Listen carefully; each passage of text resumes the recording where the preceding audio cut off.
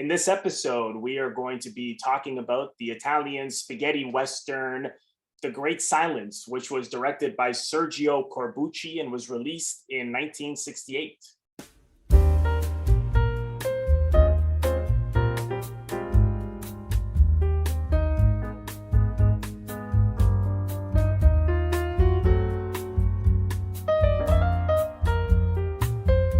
Welcome to Robert Bellissimo at the Movies. This is a podcast where I talk about movies from all over the world with guests and explore how the stories were told on film. And my guest today, I want to welcome Lucia Grillo, who is a writer, director, actress, and TV producer.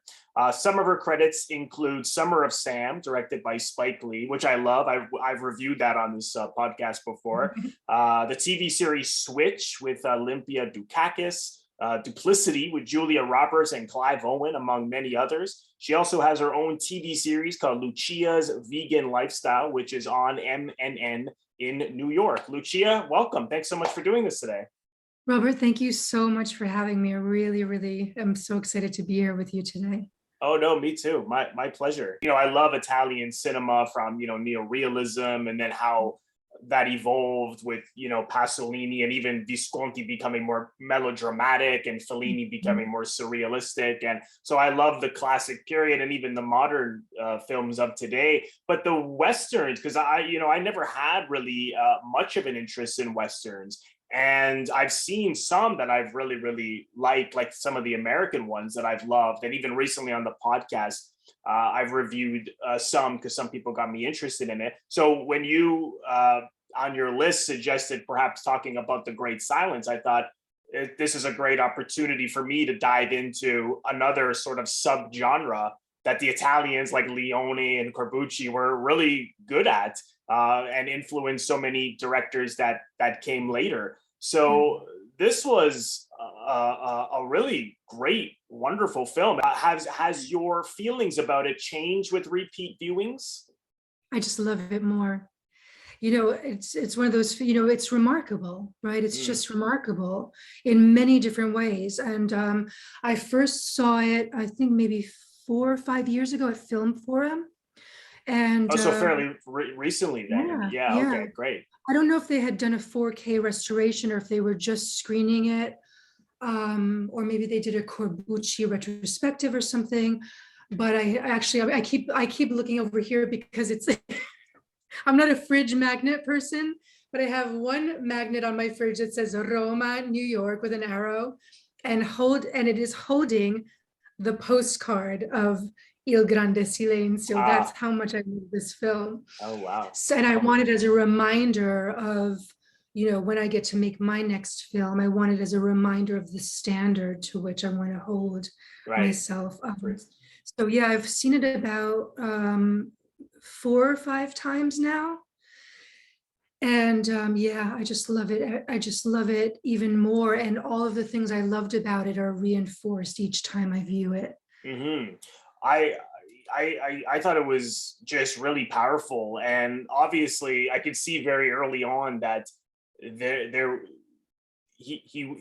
was almost like a political drama. I thought it was interesting that these outlaws, who at first you think are the criminals or the quote unquote bad guys, and then you realize very quickly that they're being basically forced in a position where they're going to have to steal, and therefore that's where these the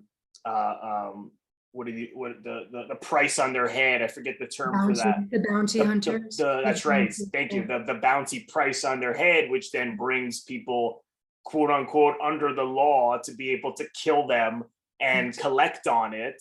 And you see all the corruption involved in that, and the head banker guy who was so corrupt and was a previous banker, as we saw, a previous bounty hunter, as we saw in the flashback with Silence himself when he kills his parents and slits his throat so he couldn't talk anymore. But I just thought, wow, I mean, that is so accurate and so relevant even today, where we see people being put into positions where they have to steal or they're put in prison, and then there's people are making money off like profit profits off of prisons and prisoners. And I just thought, oh my God, this is so on the nose, I mean, do you see it as being sort of politically minded? Absolutely. And this, I was going to tell you this, when I judge a film for its quote unquote perfection in the Lucia category, it not only has to be, screenwriting and acting and cinematography, direction, but also politics. And I'm very, very left-wing, I fight for the people. Right. So I do it actively. So to me, that was one of the reasons why I love this film so much, is because of the political aspect. Apparently, I read that, not apparently I read that apparently, I read that apparently Corbucci was influenced by the deaths of Che Guevara and Malcolm X for this. Yes. And it actually, one of the striking aspects of this film, there are many striking aspects which I want to get into, but since we're talking about the political, the racism, classism, which you just brought up, but the racism that he really, it's almost, I don't think it's precedented, especially in the Western or in the spaghetti Western. And he does it in a very abject and a very loving way. Right. Yes. So, right. For example, there's the beautiful, sorry, I'm going to put my glasses on because I need to read my notes. Vonetta. Yeah. I'm saying her name in Italian. Vonetta McGee, yeah. Plays Pauline.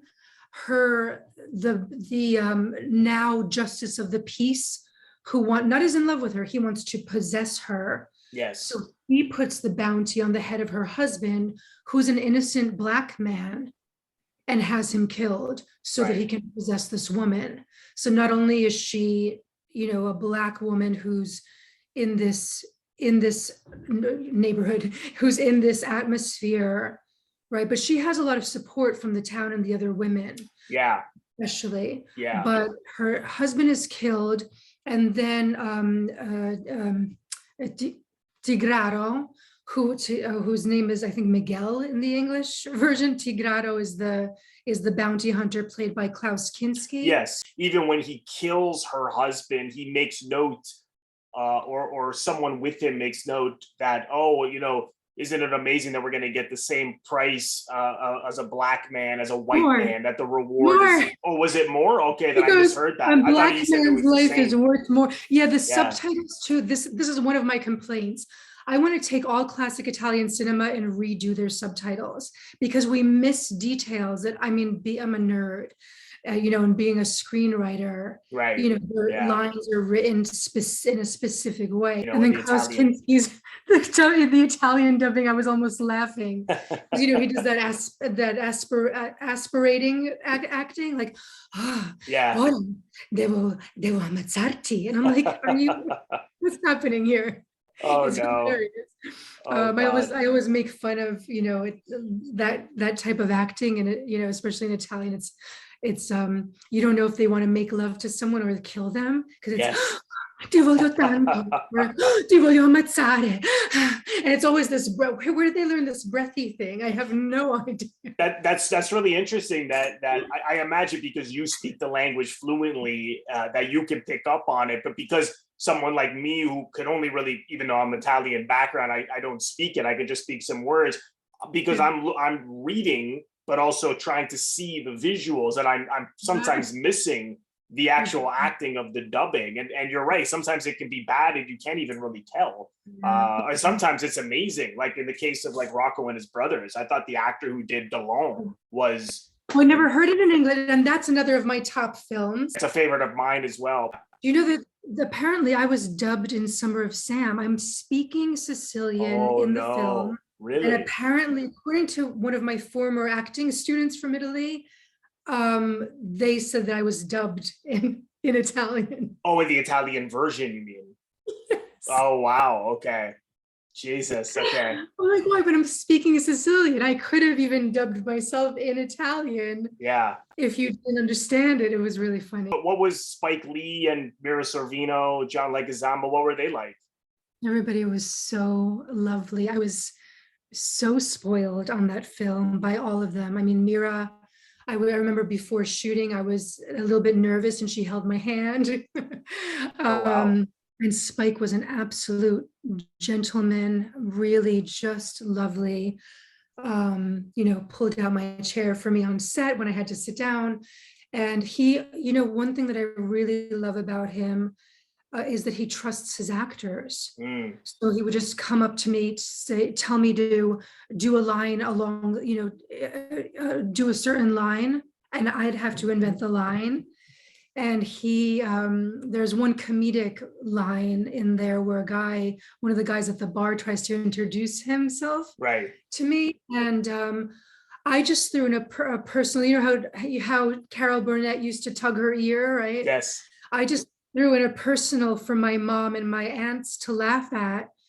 And Spike was chuckling after we shot it. So after the dialect coach told him what I was saying, he chuckled. So Oh I God. love that he trusts his actors. It means so much. Yeah. Yeah, I know that there's a documentary on him doing Do the Right Thing, and you could tell that he was quite good with Amazing. actors, and then you did that commercial with him too, right? Yeah, yeah, Wow. yeah. Was that Beautiful a very shot. different experience or similar?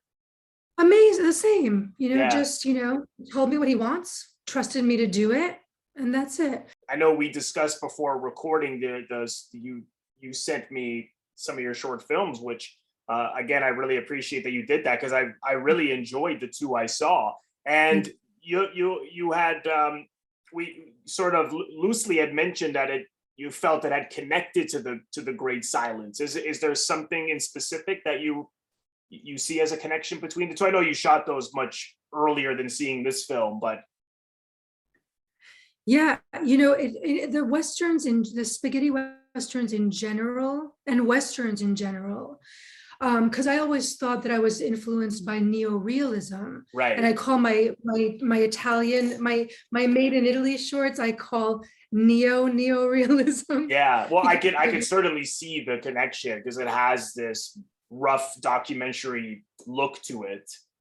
So Nice. I could see that. Yeah, but I mean, for me, it was the as I was saying earlier, just there was you were really telling the story less relying on dialogue and more with your use of editing and the choice, the selection of shots. Like just for example, the in the first one, the cost of bread, just a little girl, who's so hungry, looking through the window at this bread in a bakery, and then later on when she's having this nightmare because they have to cut her hair in order to pay back the baker for all this bread he's given her because someone's offered for the audience to know, just because someone has offered to cut her hair and turn it into a wig for the statue of Jesus. And I just thought, or was it Mary? Sorry, It maybe it was was Mary Jesus, for baby Jesus. Jesus, yeah, Yeah, because she confronts him then.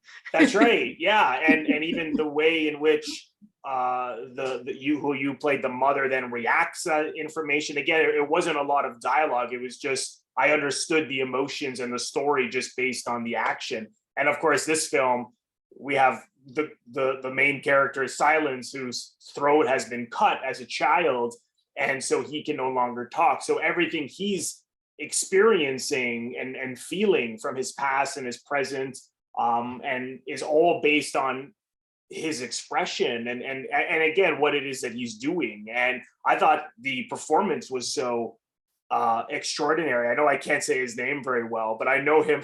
I know he's also in he's in the Conformist as well. Yeah. The French actor Jean-Louis, how do you say that? Trintignant? I'm terrible. Trintignant, Trintignant. I'm so bad with that. I'm from Canada. We have French Canadian, and I still can't say.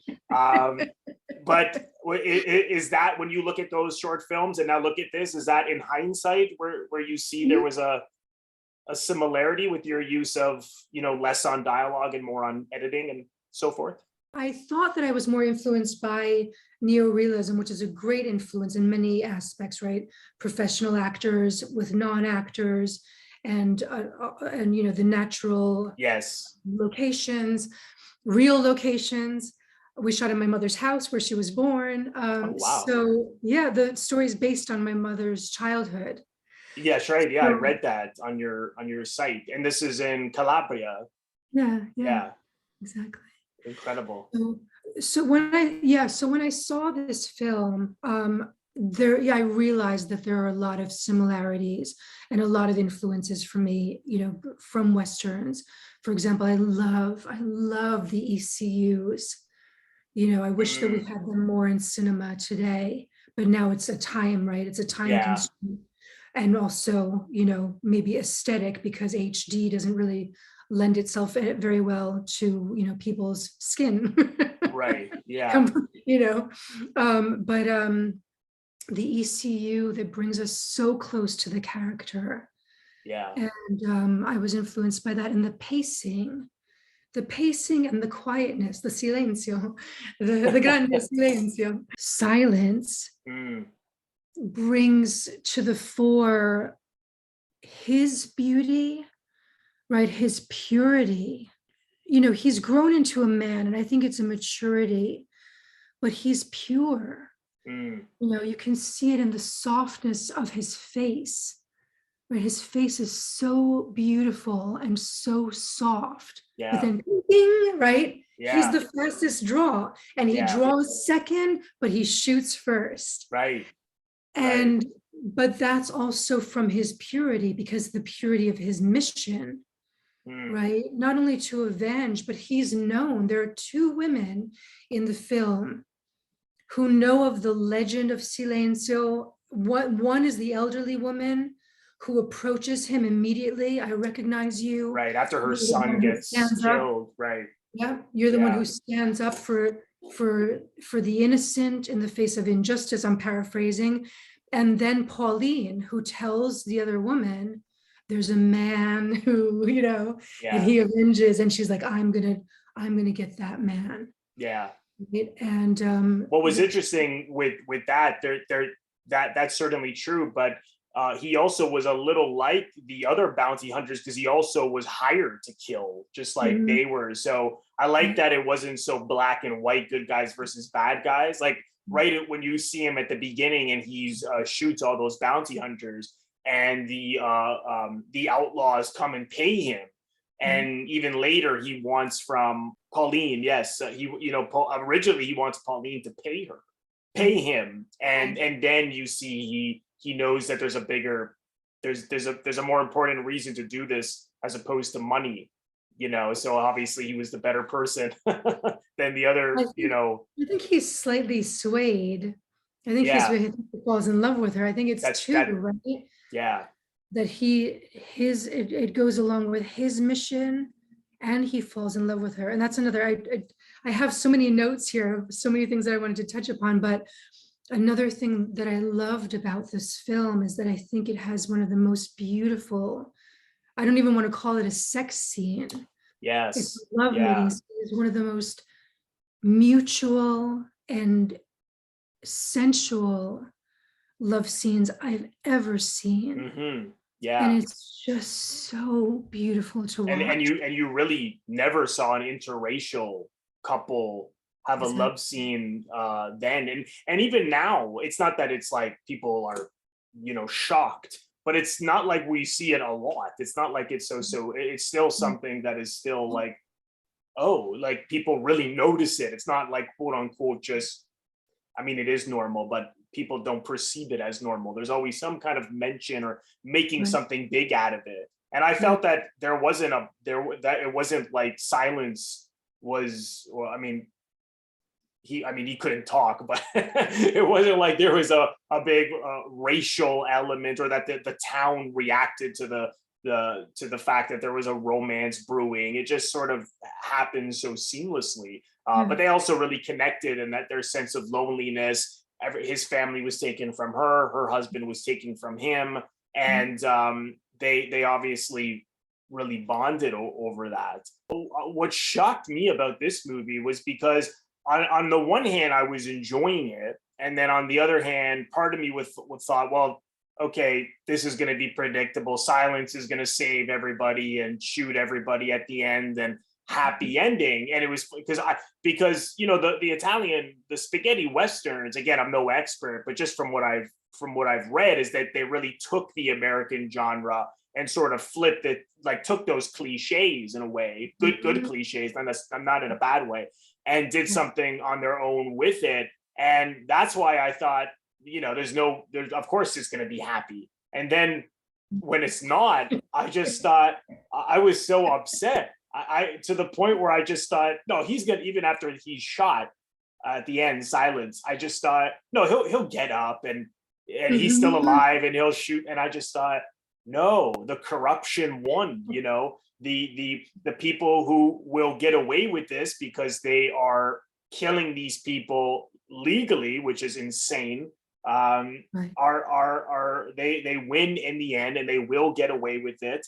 And I just thought, oh God, and I can see more the connection with the killings of Che Guevara and Malcolm X and Martin Luther King, who Corbucci said, I read a quote, I'm not sure if this is a direct quote, but you know, those people really had something going good for a while until eventually the system crushed it. And I just thought, oh yes, that's exactly what this film is. That's another reason why it's one of my perfect films, is because, like you said at the beginning of our talk here, is that, you know, the system finds a way to crush the people who would actually make a difference for the people, right, for the masses. Right. So just like Che Guevara, Malcolm X, MLK Jr., they were killed, they were assassinated during times when the powers that be, they maintain this system and perpetuate, you know, this rotten system, decided that they could not let these men go further and move the Panthers, right? They were destroyed. Right. The move in Philadelphia, who really were onto something, they were destroyed. I think Corbucci would have been making another film based on that, you know. So that's another reason why this film is a perfect film to me. Yeah. Because, you know, I love films that have happy endings, and I love films that show us the way things could be. Yes. And we don't have enough of those. What I did find interesting was that Pauline, you know, like Klaus Kinski's character, Loco, he has all those guys in another bar, and you know, he goes and says that he just has to have, you know, like the final shootout. Let's see who draws first. Classic, you know, Western cliche, you know, good cliche. And I just thought, okay, and she was right to say to Silence, you know, he's probably tricking us. He's not going to just do one-on-one because he knows you're faster. He knows that Silence was a faster draw, and he even says that earlier. I can't beat this guy because he's faster than me. And she was right, because he goes, and I don't think that Silence trusted that Loco was going to be honest and just have a one-on-one fight. I think he just knew that there, you know, that it was over, you know. It very much reflects, you know, I'm sure that Malcolm X and Martin Luther King and these people, I'm sure that they knew eventually something was going to crush everything, but they had to keep going because the movement was more important. And that's very much what happens. And I thought that's really interesting that he still goes, and sure enough, it was a 2-1-1. One guy shoots his hand first, and so Loco wins the draw. But wow, I just thought it was so powerful, and just to see them all lose and legally die. Wow. Yeah. Incredible stuff. Right. There's so much in this. I just want to say that, you know, I wonder, you know, I think that revolutionaries shouldn't be martyrs. You know, I kind of wish that, you know, Malcolm X and Martin Luther King Jr. had protected themselves, because you know, leaders like that need to recognize that they have to be protected, because their very lives, the movements rely on their very lives. Right. So, you know, I think if they had the means, right, the Pope protects himself. That is a man who Yeah. should be among the people, right? But he goes around in a, blindato, in a what do we call it, Yeah, like that bulletproof, big, like bulletproof little right? car, a little Right. van or whatever So that the is. Pope is protecting himself, Yeah. the very man who should be the model of Jesus.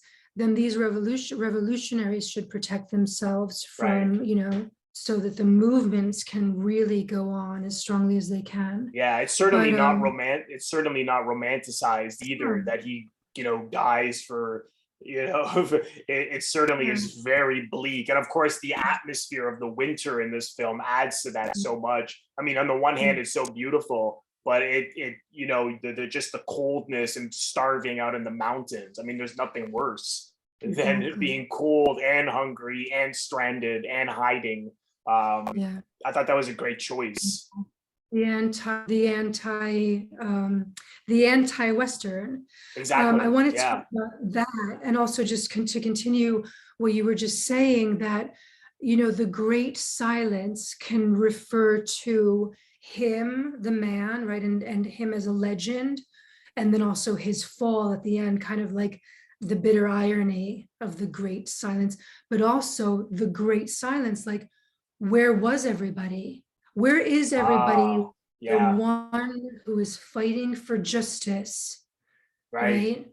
So I don't know if Corbucci meant it in that way, but it can certainly be interpreted that way, because that is large. That's what happens in the film. Where were all the righteous townspeople? Right. They Yeah. have guns. Why did they let, because it was his job, or, why did they let silence go out there on his own? Why did they not protect him? I mean, the one woman did, the owner of the brothel. Right. She was, I love these characters. Pauline, I forgot her. Oh, Regine. Pauline and Regine, they're not taking shit. They're going to fight. Yeah, I They're going to agree. stand right to the very end. Yeah. Yeah. Actually, the And women then, were all really strong in this. They were like the toughest characters. Like Regina told the banker character, like she told him right off, like on a few occasions, and everyone else is terrified. And I thought that was interesting, Yeah, and he says something like, when are things going to change? And she goes, when you're hung. yeah.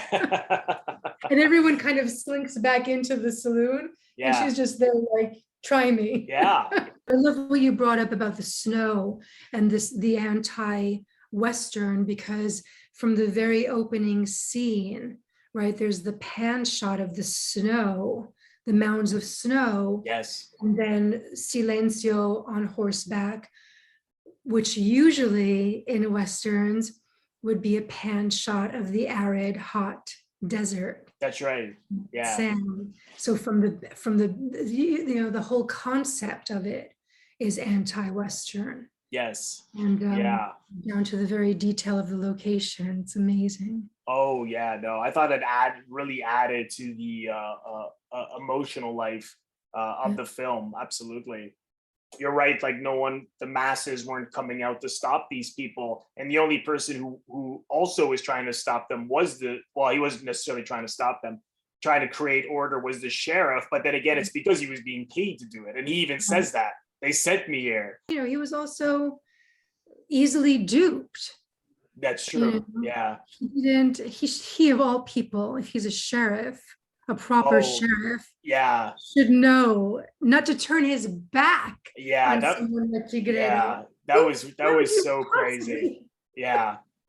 Yeah, I mean, it was almost a little too simplified, but I just thought it worked so much in terms of in terms of like that character being, just not the brightest guy. You even saw that in the way the governor was talking to him at the beginning when he sent him out, and just underestimating that local wouldn't, yes, he didn't have a weapon on him, but he, still, if you have your back to him, he could have jumped on. He just saw a lot of things he could have done. I just thought that was, oh God, wow. Not relying on his honor to not shoot him but he didn't shoot him in the back.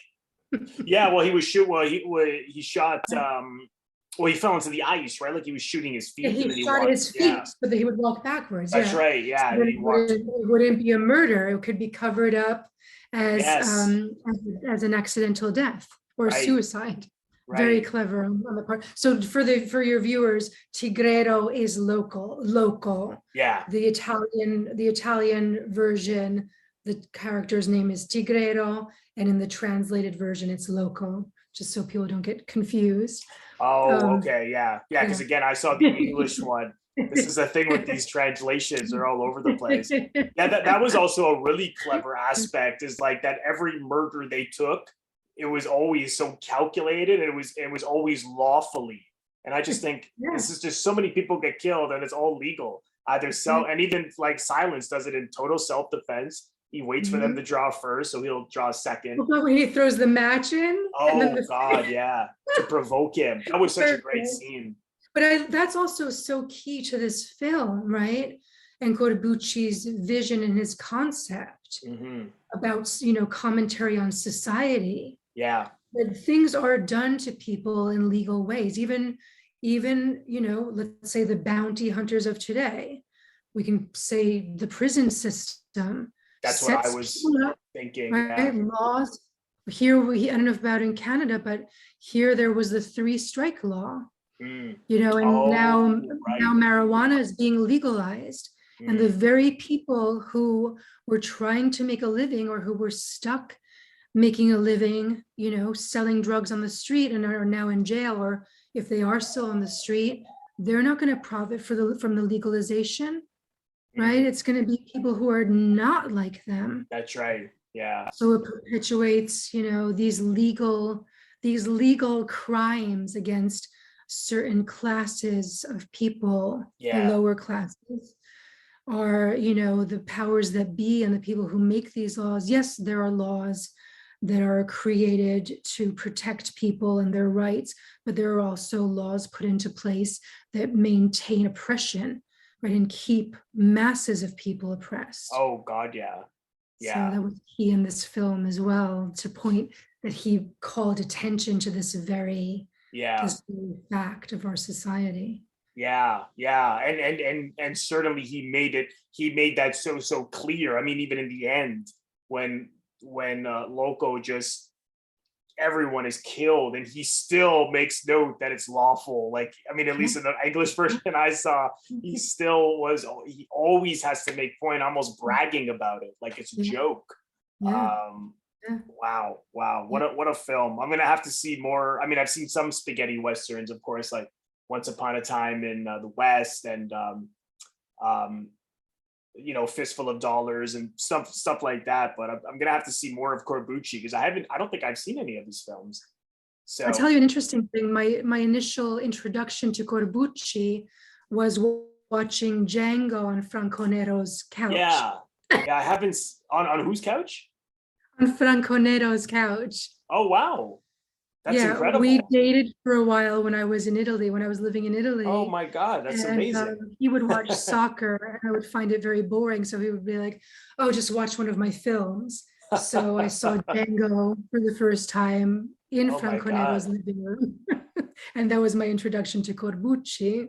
So, and what an introduction, which is also great, because Django and I believe very strongly this film were great influences on Quentin Tarantino's films. Django Unchained and The Hateful Eight. The Hateful Eight. Talking about The Great Silence was reminiscent of The Hateful Eight, because the location, the saloon, or I don't know if it's the saloon or the store, where the final scene where all of the, quote unquote bandits are tied up, waiting to be saved or slaughtered. Right. That is an almost exact replica in The Hateful Eight, the location of The Hateful Eight, and that The Hateful Eight takes place in the snow, in the winter. They're very, and there's actually a documentary that was just released in Italy. I think it's called Django versus Django. And I spoke with the filmmaker, I spoke to the director briefly, asking if he could send a clip, asking if, because Tarantino is also interviewed for that documentary. So I asked him, does he talk about, Il Grande Silencio, the Great Silence? And he said, yes, he does. And I said, could you send me a clip? Because I'm going to do this talk with Robert and I would love to see it. Oh. And he told me to contact the production company, and I hadn't had a chance before talking to you. Oh, that's okay. Yeah, I'd love to. Yeah. I know that I read some article that him and the DOP like watched the Great Silence over and over again before. Okay. Right. Sorry, what was that one? It's not Django Unchained, the one right after that Tarantino did. The Hateful Eight. The Hateful Eight. I haven't seen that one yet. Well, Lucia, thanks so much for coming on and talking about the Great Silence and for suggesting it, because I may not have seen it otherwise. I mean, I may have caught up with it eventually, but I wasn't something that I was thinking of seeing anytime soon. So thanks so much. And where is the best place for people to find you on social media or online? If they go to my website, that's probably the easiest. It's calabrizellafilms.com. So there's a menu button right at the top, and people can see absolutely everything I do, from filmmaking to acting to my vegan lifestyle show. There's a page where people can watch my films streaming or purchase the DVDs. So calabrizellafilms.com. Great, perfect. And I'll leave the links in the description box below for where you can get in touch with Lucia or purchase her films. And again, I love the short films, and I'm going to watch the documentary that you did as well soon. But I just thought they were great. So thanks again so much for taking the time to come on. And just lastly to the audience, I just want to mention that there is also an audio version of this podcast. There's a lot more episodes on the YouTube channel as opposed to the audio version. So if you're listening to this right now and you want to hear more, head over to the YouTube channel because there's plenty more there. I also have a Patreon membership where I actually talk a lot about Italian cinema, and it's at patreon.com/Robert Bellissimo at the movies. There's all kinds of bonus content there and polls that you can vote on every month to make decisions on different videos that you want to see. And lastly, if this is your first time here, please consider subscribing to my YouTube channel by pressing the Robert Bellissimo at the movies logo. You'll see it floating above my head right here. Just click on that and then click the bell in order to get a notification every time I release a new episode. Lucia, thanks so much again. Robert, thank you. And please come again sometime. We'll talk more. It would be my pleasure. Thank you. And we'll see everyone in the next episode.